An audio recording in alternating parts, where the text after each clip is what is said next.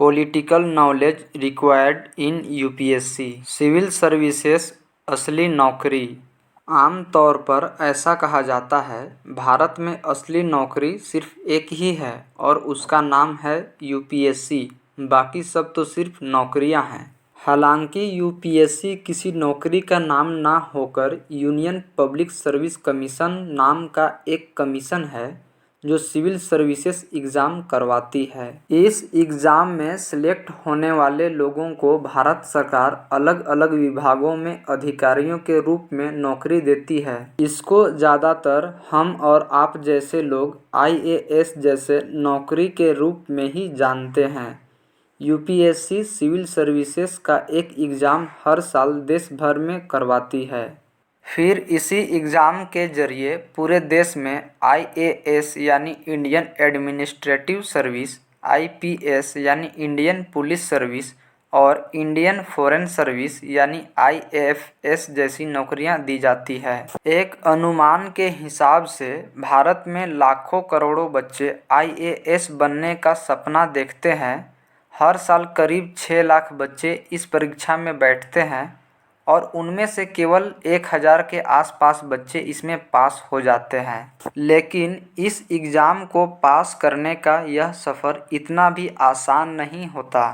इसके लिए आपको प्रीलिम्स, मेंस और इंटरव्यू जैसे 3 बड़ी परीक्षाओं से गुजरना होता है।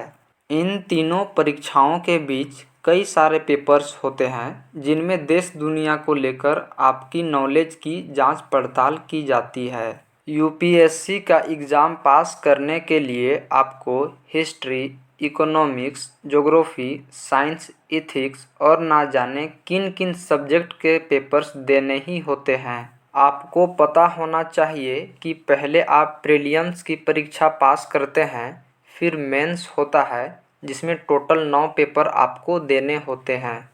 इन 9 पेपर में अलग अलग सब्जेक्ट से जुड़ी आपकी समझ को जांचने की कोशिश की जाती है। प्रीलिम्स और मेंस दोनों ही एग्ज़ाम में आपको जिस एक विषय को अच्छी तरह पढ़ना पड़ता है वो है पॉलिटिकल साइंस। कहते हैं कि आप बिना पॉलिटिकल नॉलेज के सिविल सर्विसेज का एग्ज़ाम पास करने के बारे में सोच भी नहीं सकते। लेकिन ये इतनी भी आसान नहीं होती है जितना हमें सुनने में लगता है, क्योंकि भारत जैसे देश में आपको हर गली नुक्कड़ पर क्रिकेट, बॉलीवुड और पॉलिटिक्स का कोई ना कोई एक्सपर्ट तो मिल ही जाता है। ये भी हो सकता है कि आपको भी ऐसा लगता हो कि आप पॉलिटिक्स के बारे में सब कुछ जानते हो।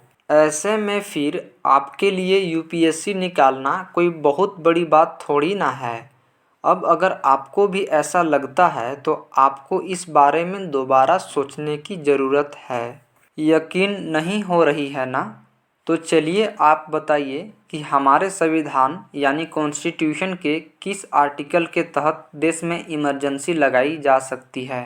कौन सा आर्टिकल सरकार को संविधान में बदलाव करने का शक्ति देता है ना मुश्किल सवाल। तो ये समझ लीजिए कि ये तो यूपीएससी का आम सवाल भर है। वहीं इसी एग्ज़ाम को पास करने के लिए इससे भी मुश्किल कठिन सवालों से आपका सामना होगा।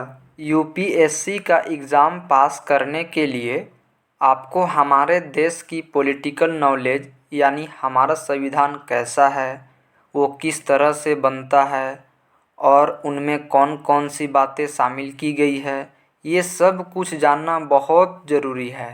अब आप सोच रहे होंगे कि हम ये बात अचानक से क्यों कर रहे हैं, तो आपको बता दें कि इन सारे सवालों का जवाब लेकर हम हाजिर हो रहे हैं। साथ ही हमारे इस पेशकश में हम भारत के संविधान को इस तरह से समझने की कोशिश करेंगे कि वो आपको यूपीएससी के एग्ज़ाम में बहुत मददगार साबित होगी। यहाँ हम कॉन्स्टिट्यूशन यानी संविधान के बनने की शुरुआत से लेकर उसमें बताए लोगों के अधिकारों और ड्यूटीज़, हमारे राज्य इमरजेंसी, संविधान में बदलाव और पंचायती राज इंस्टीट्यूशन जैसे कई विषयों पर हम गहराई से चर्चा करेंगे।